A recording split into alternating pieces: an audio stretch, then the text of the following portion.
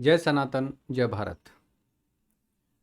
चलिए एक बार फिर एक एपिसोड हम कुरान से लेके आए हैं और आज सिर्फ एक आयत का जिक्र करूंगा क्योंकि ये एक आयत अपने आप में इतना कुछ समेटे हुए है कि इसके विश्लेषण में थोड़ा सा हमें टाइम लगेगा। और ये वो आयत है कि जिसका जिक्र आमतौर पर आजकल जो एक्स मुस्लिम डिबेट्स अपनी करते हैं, स्ट्रीम करते हैं, उनके यहाँ से भी कई बार इस पे बहुत सारी चर्चा हुई है, अलग अलग जाविये से, अलग अलग तरीके से। अब इसमें इस अभी मैंने पिछले एपिसोड में एक हवाला दिया था एक हदीस का, जिसमें एक विषय ये था कि भाई इस्लाम में आने के बाद में आप कोई भी गुनाह करें वो सारे गुनाह आपके माफ़ कर दिए जाएंगे, और जो नेकी आप करेंगे वो 10 से 700 गुना तक नेकी बढ़ा के उस बही खाते में लिखी जाएंगी जो अल्लाह ताला के यहाँ पर बही खाता रखा हुआ है। तो ये तो हदीसों के हवाले से थी। एक्चुअली हदीसें भी होती क्या हैं, इन्हीं का थोड़ी सी एक तफसरा होता है कुरान की आयतों का। कुरान की आयतों में जो लिखा हुआ है उनको अलग अलग विद्वान अपने अपने तरीके से मतलब उसको डिस्क्राइब करते हैं, उसका तर्जुमा कहिए या उसकी तफसीर कहिए, या उसको अपने तरीके से मतलब डिस्क्राइब करना होता है, वो एक सिलसिला है। अब कुरान की आयतों में भी जब से तर्जुमे आए हैं कुरान के हिंदी में, तो बहुत सारे लोग उन सारी चीज़ों को पढ़ने लगे हैं, समझने लगे हैं और उस पर बात करनी शुरू कर दी है। तो उसी सिलसिले में ये एक सूरा अल बकरा की एक आयत है 178। काफ़ी कुछ इसमें लिखा हुआ है, अब उसको पढ़ लेते हैं और उसके बाद उसका थोड़ा सा विश्लेषण करते हैं। जी, ये आयत है 178। हे ईमान लाने वालों, मारे गए लोगों के बारे में खून का बदला लेने में बराबरी, किसास तुम्हारे लिए ज़रूरी ठहरा दी गई है। मतलब तुम्हारे परिवार का कोई व्यक्ति कत्ल हो जाए है, कोई किसी तरीके से कोई सामने वाला, कोई दुश्मन आपका आपके परिवार के व्यक्ति को अगर मार दे तो आपको क्या करना है, वो है ठहरा दी गई है आज़ाद का बदला आज़ाद के बराबर। अब ये उस तरह उस वक्त की एक परंपरा थी। पहले इसको पढ़ लेते हैं, फिर उसके बाद इसको मैं सिलसिलेवार आपको समझाता हूँ। आज़ाद का बदला आज़ाद के बराबर, गुलाम का बदला गुलाम के बराबर, स्त्री का बदला स्त्री के बराबर। तो यदि किसी को उसके भाई की ओर से कुछ माफ़ी मिल जाए तो सामान्य नियम का पालन करना चाहिए और खून की कीमत या अर्थदंड की अदायगी में उत्तम रीति अपनानी चाहिए। यह तुम्हारे रब की ओर से एक नरमी और दयालुता है। इसके बाद भी जिस किसी ने ज्यादती की उसके लिए दुखदायिनी यातना है। अब इसमें एक चीज़ थोड़ी सी समझने की है। जैसे इसमें लिखा है आज़ाद के बदले आज़ाद है, पुरुष के बदले पुरुष है, स्त्री के बदले स्त्री है, गुलाम के बदले गुलाम है। तो ये जो चीज़ है, अब इसको एक चीज़ से समझिए। जैसे आज की जो दंड संहिता है वर्तमान में, वो क्या होती है कि आपने मान लीजिए कि आपने किसी व्यक्ति का कत्ल कर दिया, तो फांसी की सज़ा किसको होगी? जाहिर है कि आपको होगी, क्योंकि कत्ल आपने किया है। लेकिन उस वक्त के इस्लामिक लॉ में ये व्यवस्था नहीं थी। वो थी क्या व्यवस्था ही नहीं। आज के संदर्भ में भी अगर हम कहें कि शरिया लॉ जो है उसके अकॉर्डिंग जो सज़ा का प्रावधान है वो कितना मतलब बेतुका और वाहियात टाइप का है कि आज़ाद के बदले आज़ाद, गुलाम के बदले गुलाम और स्त्री के बदले स्त्री। अब सोचिए कि किसी व्यक्ति ने अगर आपके घर की स्त्री का वध कर दिया, मार दिया, वध इसको नहीं कह सकते, वध बड़ा पवित्र शब्द है, उसको यहां पर नहीं कर सकते, सीधा सीधा कत्ल कर दिया। आपके घर की स्त्री का कत्ल कर दिया किसी सामने वाले ने, किसी दुश्मन ने।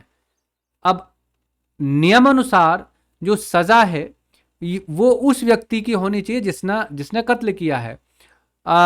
कत्ल दोबारा उस व्यक्ति का होना चाहिए, सजा फांसी की उस व्यक्ति को होनी चाहिए जिसने कत्ल किया। या ऐसे इसको समझ लीजिए कि आपने किसी दूसरे व्यक्ति की परिवार की स्त्री का कत्ल कर दिया, तो जाहिर है कि सजा के हकदार आप बनते हैं। सजा आपकी होनी चाहिए, फांसी की सजा हो, जेल की सजा हो, जो भी हो, उम्र कैद हो, जैसी भी सजा मतलब कानून के दायरे में होगी वो आपकी बनती है, क्योंकि कत्ल आपने किया। लेकिन कुरान जो है वो इसकी इजाज़त नहीं देता। वहाँ पर क्या है कि जो लोग संपन्न हैं, जो समाज के जिम्मेदार लोग हैं, उनको सजा का प्रावधान नहीं है। सजा का प्रावधान किसको है?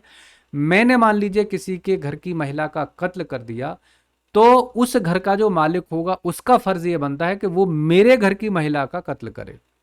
अब आप सोचिए, जिस सरिया कानून की दुहाई देते हुए मुल्ला मौलवी टीवी पर चीख चीख कर मतलब शोर मचाते हैं कि साहब सरिया कानून ये है, सरिया कानून वो है, ये ऐसा होना चाहिए, वैसा, टू मच वाहियात।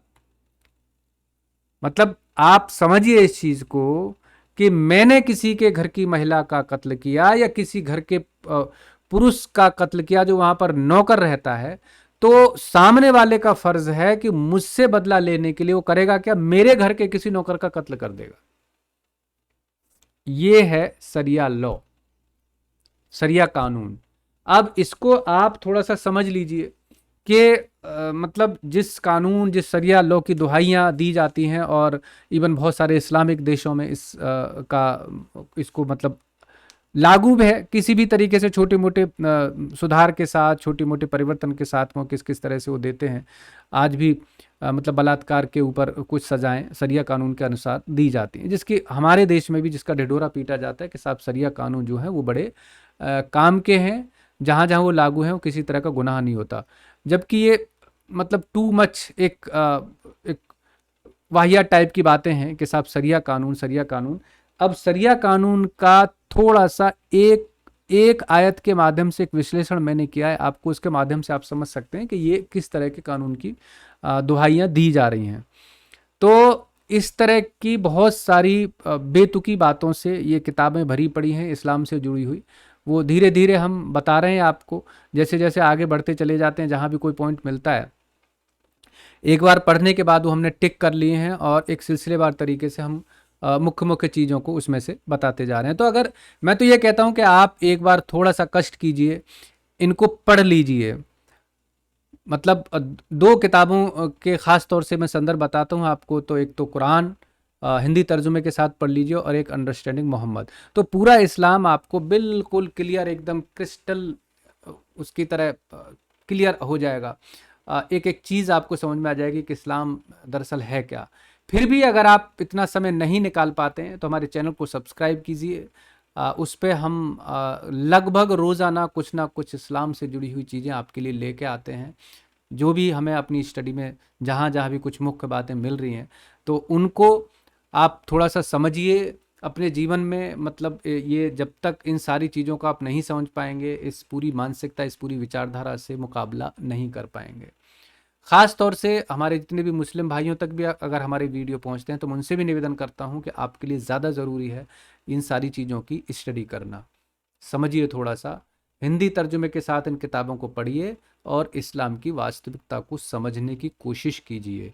ये कोई मतलब बहुत विकसित मानसिकता का काम नहीं है। ये आज से 1500 साल पहले जो एक कुछ जहनी रूप से विकृत टाइप के लोग थे, उनकी ईजाद की हुई एक परंपरा है, उनकी ईजाद की हुई एक रूल रेगुलेशन है, उनके ईजाद किए कुछ नियम कायदे कानून हैं। उन पर चलकर उन्होंने किस तरह से पूरे समाज को रूल किया उस टाइम पे, उन्हीं सारे कायदे कानूनों को आज भी थोपने की समाज के ऊपर कोशिश की जा रही है, और हमें इस समाज को उन वाहियात बातों से निकालना है। तो चलिए हम सब इसमें कोशिश करें, प्रयास करें कि दुनिया में इंसानियत आए, लोग अच्छी बातें सीखें, अच्छी बातों को फॉलो करें।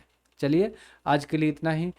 निवेदन करता हूं कि आपके लाइक्स, आपके कमेंट्स हम तक पहुंचें, और चैनल को सब्सक्राइब कर लें, वीडियो को शेयर करें ताकि ज़्यादा से ज़्यादा लोगों तक ये सारी चीज़ें पहुंच सकें। जय सनातन, जय भारत।